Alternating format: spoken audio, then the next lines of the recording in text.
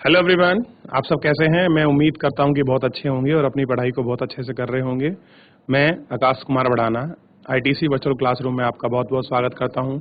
मेरे प्यारे बच्चों, जैसा आपको पता है कि हमारी 7th क्लास है और 7th क्लास में हम लोग आज नया चैप्टर आपको प्रारंभ करने वाले हैं और इस नए चैप्टर के विषय में हम लोग जल हमारा नया चैप्टर है, इसको हम लोग पढ़ेंगे और देखेंगे। क्लियर है?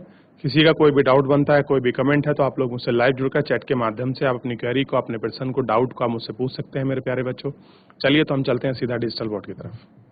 देखिए बच्चों, और एक एक करके जो इसमें बहुत अच्छे से बात कर रहे हैं उन सभी को हमें बहुत अच्छे से ध्यान देना चाहिए और उनको देखना भी। देखिए, जैसे पता है कि हम लोग जानते हैं कि जल हमारे लिए बहुत महत्वपूर्ण है और जैसे कहते हैं कि जल के बिना जीवन की जो आपकी परिकल्पना है वो हम नहीं कर सकते, क्योंकि पृथ्वी पर जल और वायु ये दो ऐसे मुख्य तत्व हैं जिनके बिना हमारा जीवन असंभव है। जिस तरह से हम वायु के बिना 10 मिनट नहीं निकाल सकते, उसी प्रकार हम जल के बिना 10 घंटे भी नहीं निकाल सकते हैं, क्योंकि जल हमारी पर्याप्त है और हमारा, ये मान लीजिए, हमारा निर्भरता, हमारा सब कुछ टिका है आपका जल। और आइए इसके विषय में और आगे हम इसमें बहुत अच्छे से इसको पढ़ें, इसकी जो जानकारियां हैं हम उनको इकट्ठा करें और इसमें और जो महत्वपूर्ण चीजें हैं हम उनके विषय में इसमें जानें। क्लियर है? ये हमको दिखाना, ठीक है। अब देखिए, जल के बारे में सोचने पर आपके मस्तिष्क में क्या चित्र बनते हैं? कह रहे अगर आप जल के बारे में सोचते हो तो आपके मस्तिष्क में क्या चित्र बनता है? तो बच्चों, ऑब्वियस बात है कि हमें जल के बारे में या तो भरा हुआ गिलास पानी का या किसी तालाब, नदी, झरने इत्यादि के चित्र बनते होंगे। आप नदी, जलप्रपात, वर्षा की रिमझिम, अपने नल के जल के बारे में सोचने लगते हैं। बच्चे वर्षा से भरे गड्ढे में कागज की नाव तैरते हुए खुश होते हैं। दोपहर तक गड्ढे में जमा जल गायब हो जाता है और कह रहे हैं दोपहर तक जो आपका गड्ढे में जो आपका जल जमा होगा वो आपका गायब हो जाता है। वह जल कहाँ चला जाता है? सूर्य के ताप के कारण जल वाष्पीकृत हो जाता है। ठंडा होने पर जल वाष्प संघनन होकर बादल के रूप ले लेता है और यहाँ से वर्षा, हिमपात तथा हिमवृष्टि होकर धरती के रूप या समुद्र में नीचे गिरता है। जिस प्रक्रम में जल लगातार अपने स्वरूप को बदलता है और महासागर, वायुमंडल एवं धरती के बीच चक्कर करता है, उसे हम जल चक्र कहते हैं। क्या कहते हैं? जल चक्र। जल चक्र में कैसे होगा बच्चों? वाष्पीकृत होगा, वाष्पीकृत होकर आपका संघनित हो जाएगा। इस पूरे चल चीज को हम क्या बोलते हैं? आपका जल चक्र, हम इस पूरे क्रम को कह सकते हैं। तो आपको समझ आना चाहिए कि जल चक्र क्या है, जल प्रक्रम चक्र क्या है, तो इन चीजों को आप समझें। हमारे पृथ्वी थलशाला के समान है, जो जल सदियों पूर्व उपस्थित था, आज वही मौजूद है। जिस जल का प्रयोग आज हम हरियाणा के खेत में सिंचाई के लिए कर रहे हैं, हो सकता है कि वो सैकड़ों वर्ष पहले अमेजन नदी में बहता हो, और क्या हो कि सैकड़ों साल पहले कहाँ बह रहा हो, वो अमेजन नदी में बह रहा हो। आलवण जल के मुख्य स्रोत नदी, ताल, सोते हुए हिमनद है। महासागर एवं जल का जलीय लवण होता है। इसमें अधिकांश नमक, सोडा, क्लोराइड या खाने के लिए उपयोग में किए जाने वाला नमक है। अगर आप लोग बात करोगे जल क्या है, लवणीय है और इसमें नदी का स्रोत है, ताल है, ये सारी चीजें हैं और इनमें हम लोगों को आपका देखना होगा और इनमें ही हमें हम सब चीजों की आपके विषय में हमको बात भी करनी है। नमक क्या है? सोडियम क्लोराइड है। NaCl क्या है? आपका नमक है और जो इसके ऊपर वाष्पीकृत है। ठीक, ये हमको ध्यान रखना है। अपनी थलशाला बनाइए। एक बड़े जार में 1/4 मिट्टी का भाग भर कर उसमें अच्छी तरह दाब दें। इसके ऊपर ह्यूमस की एक पतली परत लगाएं। पहले सबसे बड़ा पौधा लगाएं, तुरंत उसके चारों ओर छोटे छोटे पौधे को व्यवस्थित करके तुम उसमें जल की फुहार छिड़काव, जार को बंद कर दें। पत्तियों एवं मिट्टी द्वारा वाष्पिक जल संघनन होकर कुछ बूंदे आपके नीचे की तरफ गिरता है। अब हम बात कर रहे हैं, सबसे पहले देखिए जल का वितरण की हम लोग बात करें, बड़ा महत्वपूर्ण है जो आपका टॉपिक है। जल का जो वितरण है, उस वितरण को अगर हम लोग देखें तो ये बड़ा ही आपका महत्वपूर्ण है और हमें इस जल के वितरण को एक एक चीजें हमें सारे अच्छे से आप आपका समझना चाहिए कि जल का वितरण किस प्रकार है, क्या चीज़ें हैं, ताकि हम इस जल वितरण को बहुत अच्छे से समझ सकें, बहुत अच्छे से इसको पढ़ सकें और इसको महसूस भी कर सकें। हम सभी जानते हैं कि पृथ्वी की सतह पर 3/4 भाग जल से ढका हुआ है। यदि धरती पर थल की अपेक्षा जल अधिक है तो उसमें अनेक देशों में जल की कमी का सामना क्यों करना पड़ता है? क्या पृथ्वी पर मौजूद संपूर्ण जल हमारे जल के लिए उपलब्ध है? निम्नलिखित जल में जल लवण का प्रतिशत दिया गया है। क्या दिया गया है? जल लवण का प्रतिशत दिया गया है। महासागर 9.3, बर्फ छत्रसाल 0.210, भूमिगत जल 006.8, झीलों का आवरण है 0.990, स्थलीय समुद्र एवं नमकीन झीलें 0.009, वायुमंडल है 0.0019, नदियां हैं 0.001। यानी कि इस तरह का कुल मिलाकर हम लोग देखें तब आपका जल क्या होता है, 100% आपका परसेंट की मात्रा में हमको क्या होता है, वह आपका प्राप्त होता है। ठीक, तो ये आपको देखना चाहिए और ये थोड़ा सा आपको समझना भी चाहिए कि इस तरह से कुछ 100% आपका होता है और इस तरह से आप इसको देखेंगे, इसको समझेंगे तो चीज़ें बिल्कुल आपको साफ नज़र आएंगी और एक एक चीज़ आपको बिल्कुल सुस्पष्ट आपको इसमें दिखाई देगी। क्लियर है? तो आप इसको ध्यान रखिएगा और इसको समझिएगा भी और इसको पढ़िएगा। अब देखिए, जल में और बहुत सारी चीज़ें हैं जो हम लोग इसको देख सकते हैं और जल के बारे में जो हम लोग इसमें पता लगा सकते हैं। देखिए, साधारण आपके क्रियाकलाप द्वारा जल के वितरण को प्रदर्शित किया जा सकता है। कह रहे साधारण अगर हम लोग आपका क्रियाकलाप देखते हैं तो इसमें जल के द्वारा जो चीज़ें हो रही हैं हम उनको देख सकते हैं। इजराइल में मृत सागर में 340 प्रति लीटर लवणता होती है। ताराग इसमें उत्प्लावन करके नमक से अधिक सघन है। आप इस झील में देखिए, जिन झील में आपकी लवणता यानी कि सैलिनिटी ज्यादा होती है, अच्छी जगह तैरना जो है थोड़ा सा आपका कठिन होता है। अब देखिए, अगर आप लोग क्या करते हैं, पानी लेते हैं 1000 लीटर प्रति ग्राम, तो उसमें 334 क्या है आपकी इसमें लवणता, यानी कि नमक के जो आपके कंटेंट है वो आपको मिलेंगे। 2 लीटर जल लें, मान लें यह पृथ्वी की सतह पर जल का संपूर्ण जल है। बर्तन में 12 चम्मच जल माप कर दूसरे कटोरे में रखें। जल से निकले से जल को जल लवणीय जल आपका दर्शाता है, जो महासागर एवं समुद्र में पाया जाता है। यह जल उपभोक्ता के लिए उपयुक्त नहीं है, यह लवणीय जल नमक युक्त होता है। कटोरे में निकाल कर रखा गया 12 चम्मच जल जल पर मौजूदा संपूर्ण अलवणीय जल को प्रदर्शित करता है। चित्र में इस जल के वितरण को वो आपका दर्शाता है। आप स्वयं देख सकते हैं कि आप जल की कितनी मात्रा का उपभोग कर सकते हैं। क्या कर सकते हैं कि जल की जितनी मात्रा है आप उसका कितना उपभोग कर सकते हैं। जीवन के लिए जल अति आवश्यक है। कह रहे जो जीवन है, जीवन के लिए जल है वो अति आवश्यक है। प्यासे होने पर केवल जल ही हमारी प्यास बुझा सकता है। ऐसे में आपको ऐसा नहीं लगता कि लापरवाही से जल का उपयोग करके बहुमूल्य संसाधन का नष्ट कर रहे हैं या उसको आपका बर्बाद कर रहे हैं। देखिए, जैसे बताया गया है कि जल क्या है, एक हमारे लिए महत्वपूर्ण संसाधन है और कुछ भी करें कि हम उसको वेस्ट ना करें, किसी तरह से हम उसको आपका बर्बाद ना करें, ये हमको विशेष ध्यान रखना है। महासागरीय परिसंचरण, समुद्रीय तट पर नंगे पैर चलने से कुछ तुझाई भू आकृति होती हैं।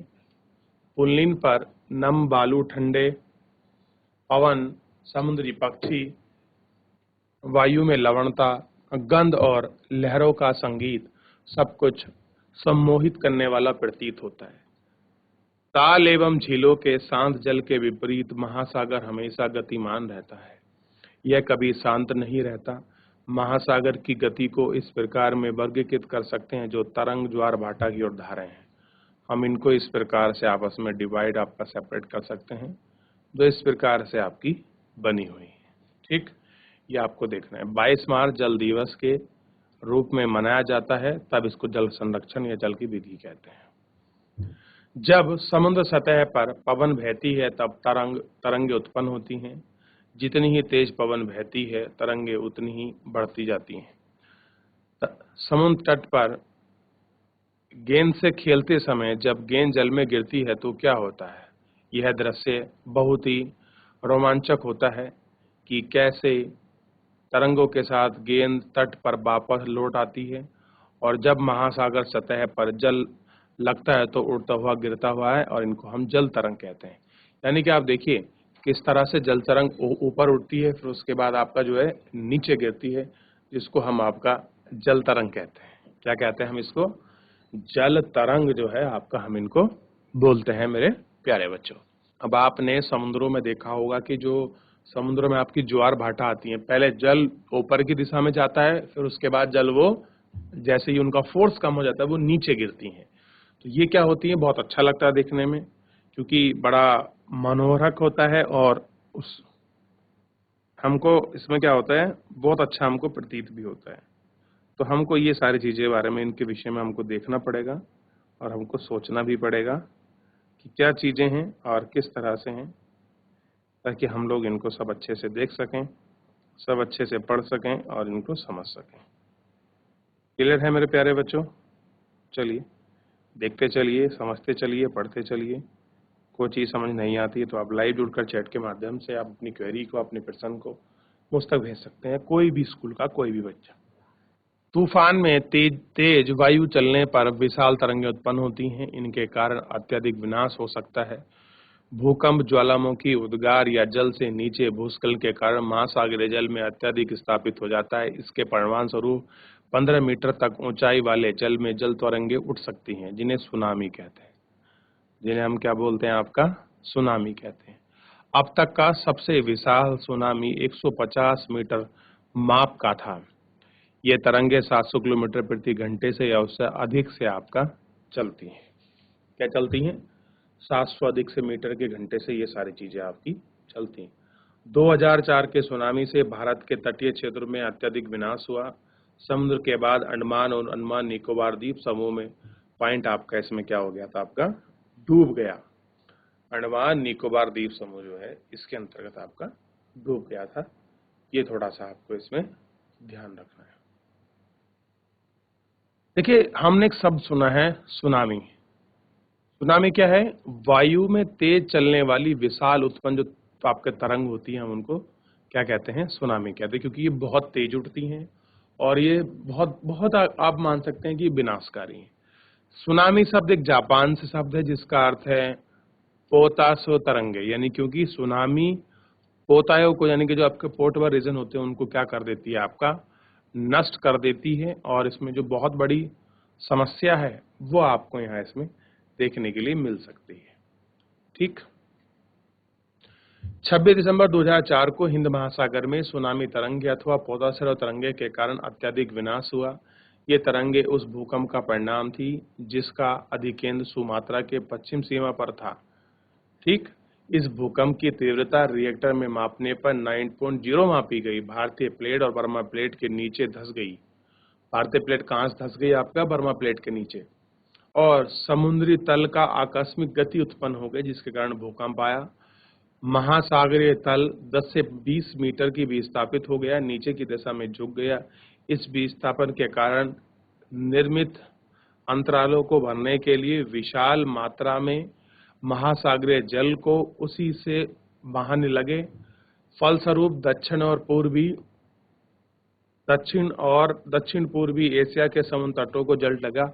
भारतीय प्लेट के बर्मा प्लेट के नीचे जाने पर जल वापस समुद्र में लौट आया। यह सुनामी लगभग 800 किलोमीटर प्रति घंटा आई, जिसकी तुलना में व्यावसायिक व्यवसायों की यात्रा गति की जाती। इसके परिणाम स्वरूप हिंद महासागर के कुछ द्वीप पूर्णतः डूब गए। भारतीय सीमा में दूर दक्षिणी ध्रुव इंदिरा पॉइंट जो अंडमान निकोबार द्वीप समूह में स्थित हैं और पूर्णतः डूब गए। जब सुमात्रा में भूकंप की अधिकेंद्र से तरंग सुमात्रा की तरफ अंडमान द्वीप में बढ़ती गई तब तरंगों की लंबाई कम हो गई। जल की गहराई के कम होने के कारण साथ ही साथ इनकी गति 700 से 900 किलोमीटर प्रति घंटा तक कम हो गई।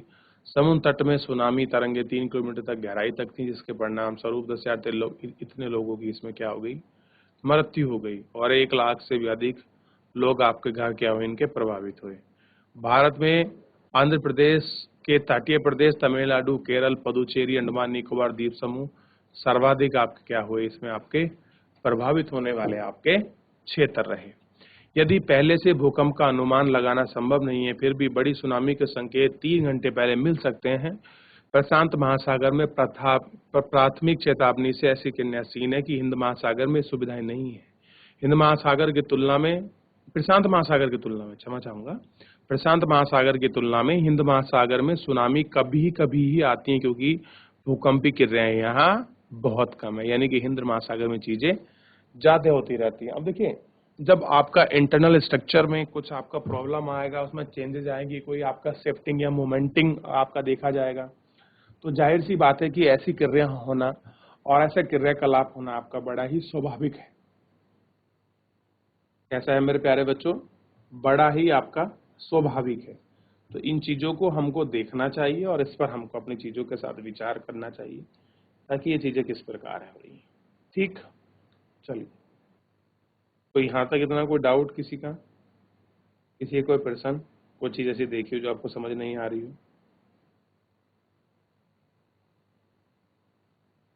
तो आप मुझसे पूछ सकते हैं। ठीक है, आप इसको देख लीजिए। अब देखिए, दिसंबर 2004 में जिस सुनामी ने दक्षिण एवं दक्षिणी पूर्वी एशिया के तटों पर तबाही मचाई थी, पिछले से कई वर्षों तक सर्वाधिक विनाश हुआ सुनामी हुई और हिंद महासागर में निरीक्षण आरंभिक चेतावनी की प्रणालियों के में जागरूकता की कुछ आपकी कमी मिली। अब देखिए, ऐसे में क्या थे कि लोगों की जो जागरूकता थी वो थोड़ी सी कम मिली, ठीक, और उसमें आपका कमी भी आई है। ठीक है, और बड़ी संख्या में चीजें हमको देखने के लिए मिली। तो उन संख्या का जो उस तक जो आपकी मृत्यु दर थी, जो रेट है, उसमें भी थोड़ा सा एक जो डाटे हैं वो अलग रहे। थोड़ा सा देखिए, चलिए एक बार दोबारा मैं आपको बता देता हूँ कि दिसंबर 2004 में जिस सुनामी ने दक्षिण एवं दक्षिण पूर्वी एशिया के तटों पर तबाही मचाई, वह पिछले कई सौ बरस में सर्वाधिक सुनामी थी। हिंद महासागर में निरीक्षक आरंभिक चेतावनी की प्रणाली एवं हिंद महासागर के तटीय निवासियों में जागरूकता की कमी के कारण जीवन एवं संपत्ति की अधिक क्षति हुई। सुनामी आने पर यह संकेत होता है कि तटीय क्षेत्र में जल में तेजी से कमी आई और फिर विनाशकारी तरंग उठने लगी। जब तट पर ऐसा हुआ तो लोग ऊंचे स्थानों पर न जाकर अचंभे देखने लगे कि एकत्र होकर हुए कि फलस्वरूप जब सुनामी विशाल तरंग आती तो बड़ी संख्या में लोग उत्सुक उमड़ते हैं और दर्शकों की मृत्यु हो। लोग क्या हुआ कि जब बड़ी सुनामी आई तो उसको देखने के लिए उत्सुक हो गए और उत्सुक लोगों के ऊपर सुनामी की जो छाप थी वो पड़ गई और उससे क्या हुआ, बहुत लोगों की जो डेथ है, जो आपकी मृत्यु है, वो आपको हो गई। ठीक है बच्चों, आगे देखिए। इतना कुछ पूछना हो तो आप मुझसे पूछ सकते हैं मेरे प्यारे बच्चों इसमें, क्योंकि अब हम शुरू कर रहे हैं आपका टाइड यानी कि ज्वार भाटा। अभी जितना पढ़ा है उसमें कुछ पूछिए, आगे बढ़िए। बात कर रहे हैं भाटा, ज्वार भाटा की। दिन में 2 बार नियम से महासागरीय जल का उठना और गिरना ज्वार भाटा कहलाता है। क्या कहलाता है? ज्वार भाटा कहलाता है। जब सर्वाधिक ऊंचाई पर उठकर जल तट के बड़े हिस्सों को डुबो देते हैं तो उसे ज्वार कहते हैं। क्या होता है? जब सर्वाधिक ऊंचाई पर उठकर जल किसी बड़े हिस्सों को डुबा देते हैं तो उसे ज्वार कहते हैं। जब आप अपने अपने निम्नतम स्तर पर आ सकते हैं तो तब तल से पीछे चले जाते हैं, उसको बहार कहते हैं। जब जल अपने न्यूनतम स्तर पर आ जाता है, जल उठा उसको ज्वार, जब नीचे गिरा बिल्कुल बैलेंस हो गया, सेम सा रहा, कोई उसमें मूवमेंट नहीं हुआ, तो हम उसको भाटा कहते हैं। अब देखिए, एक चित्र आपको दिखाया गया है ज्वार भाटा से संबंधित है। थोड़ा सा इस पर एक बार आप लोग विचार कर लीजिए तो चीजें थोड़ी सी अच्छी हो जाएंगी और आप इनको साफ तरीके से देख सकते हैं। ये रहा आपका सन, ये रहा आपका मून और ये रहा आपका अर्थ। तो लघु ज्वार कब आती है? देखिए कब आती है? समझिए इसको। सूर्य एवं चंद्रमा के शक्तिशाली गुरुत्वाकर्षण के कारण पृथ्वी की सतह पर ज्वार भाटा आते हैं। अब देखिए जो टाइड आते हैं किसके कारण आते हैं? सूर्य के और चंद्रमा का जो ग्रेविटेशनल फोर्स है, ठीक, उस ग्रेविटेशनल फोर्स के कारण ये चीजें होती। जब पृथ्वी का जल चंद्रमा के निकट होता है तो उस समय चंद्रमा के गुरुत्वाकर्षण बल से जल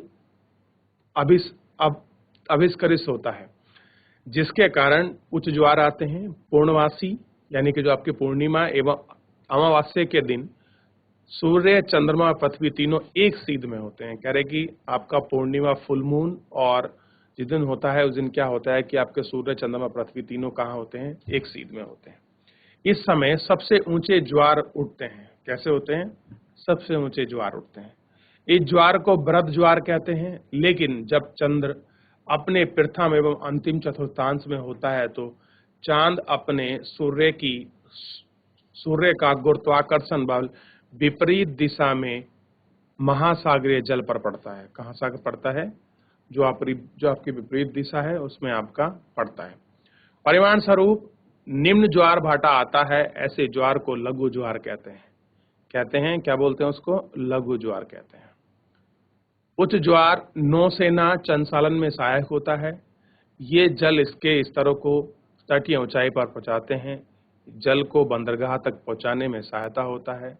उच्च ज्वार मछली पकड़ने में मदद करते हैं। उस ज्वार के दौरान अनेक मछलियां तट पर आ जाती हैं। इनके परिणाम स्वरूप मछुआरों को बिना किसी कठिनाई से मछलियां पकड़ सकते हैं।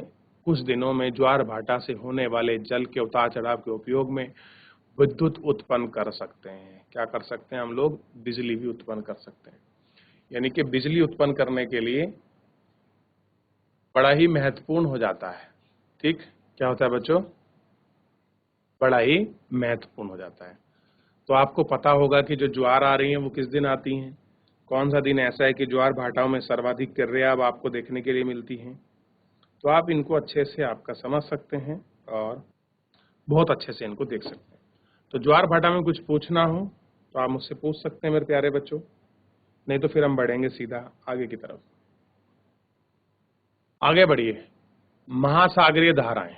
तो महासागरीय धाराओं पर हम लोग आपका इसमें बात करेंगे। क्या होती है महासागरीय धाराएं? महासागरीय धाराएं निश्चित दिशा में महासागरीय सतह पर नियमित रूप से बहने वाली जल की धाराएं होती हैं। क्या होती हैं? नियमित रूप से बहने वाली जल की धाराएं होती हैं। महासागरीय धाराएं गर्म या ठंडी हो सकती हैं। कैसी हो सकती हैं? गर्म या ठंडी हो सकती हैं। सामान्यतः महासागरीय धाराएं भूमध्य रेखा के निकट उत्पन्न होती हैं। कैसी होती हैं? इनके निकट उत्पन्न होती हैं एवं ध्रुवों की ओर प्रभावित होती हैं। ठंडी धाराएं ध्रुवों में एवं उच्च अक्षांशों से उष्णकटिबंधीय निम्न अक्षांशों को प्रभावित होती हैं। लैब्राडोर महासागरीय धाराएं शीत जलधाराएं होती हैं। जब गल्फ स्ट्रीम गर्म जलधारा होती है। महासागरीय धाराएं किसी क्षेत्र के तापमान को प्रभावित करती हैं। गर्म जल धाराओं से स्थलीय धाराओं का तापमान गर्म हो जाता है। जिस स्थान पर गर्म एवं शीत जलधाराएं मिलती हैं वह स्थान विश्व भर में सर्वोत्तम मत्स्य क्षेत्र बन जाता है। यानी कि जहाँ पर कोल्ड और हॉट आपकी जलधाराएं मिलती हैं तो वहाँ क्या होता है? मछली के लिए अच्छा क्षेत्र बनता है। अब देखिए, एक जगह गर्म मिल रही है, ठंडी मिल रही है, तो वहाँ का टेम्परेचर कैसा हो जाएगा? वार्म टेम्परेचर होने के कारण वहाँ उसके नीचे आपका एक घास उत्पन्न होती है जिसको बोलते हैं आपका प्लेंटन घास उत्पन्न होती है और बहुत मुलायम और मखमली घास होती है। तो मछली के लिए वो खाने का बड़ा मुख्य स्रोत है। तो मछलियां उस प्लेंटन घास को खाने के लिए आती हैं और वो उस समय जो वहाँ मछुआरे होते हैं वहाँ मछली इकट्ठा होती है और मछुआरे वहाँ उनका क्या करते हैं? उनकी हंटिंग करते हैं। क्योंकि जब आपका दो डिफरेंट टाइप की जब आपकी जलधारा मिलती हैं तो टेम्परेचर वार्म होने की वजह से ये कंडीशन आपका हो जाता है। और ऐसी कंडीशन कहाँ कहाँ देखने के लिए मिलती है? जापान के आसपास, जो जापान के जो आपके कोस्टल एरिया हैं, कुछ ऐसी हैं जो आपके नीचे से गर्म आती हैं और ऊपर से जो ठंडी है ध्रुवों की तरफ से ठंडी आती हैं। तो दोनों में मिलने पर टेम्परेचर वार्म हो जाता है।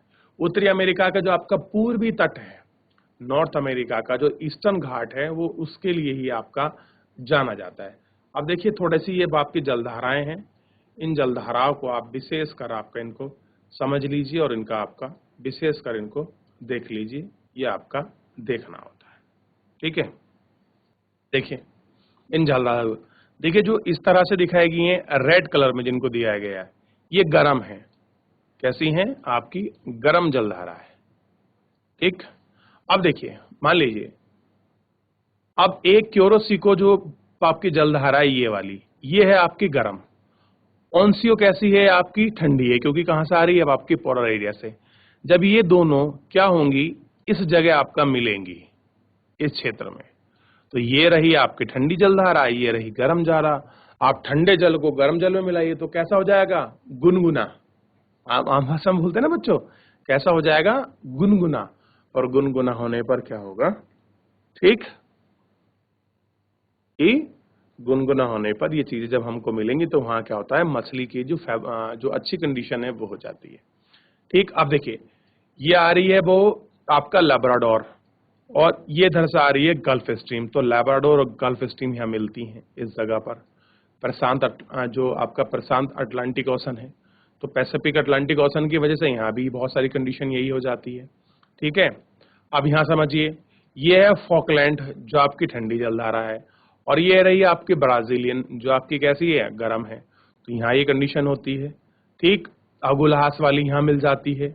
ठीक, अब ये देखिए उत्तरी एक गर्म जलधारा ये है और कैलिफोर्निया जलधारा आपकी ये, जब ये दोनों मिलेंगी तो सेम ऐसी कंडीशन क्या हो जाएगी? यहाँ आपकी उत्पन्न हो जाएगी, जिससे आप इनको अच्छे से समझ सकते हैं कि ऐसे में क्या होता है कि मछली के लिए बड़ी फेवरेबल कंडीशन हो जाती है, और जो आपका प्लैंटन घास है वो यहाँ उत्पन्न होती है, और प्लैंटन घास उत्पन्न होने की वजह से मछलियों का जो आपका चारा है उसमें उनको खाने में आपकी मदद मिलती है। ठीक, क्या मिलती है? घास मिलती है, जो क्या होती है? बहुत उपयोगी होती है, और मछलियां उसको खाने के लिए दूर दूर से क्या है? यहाँ आती हैं। ठीक है, ये आपको देखना चाहिए। तो इसको पूछिए, इसको पढ़िए, कोई चीज समझ नहीं आती मुझसे पूछिए। क्लियर है मेरे प्यारे बच्चों?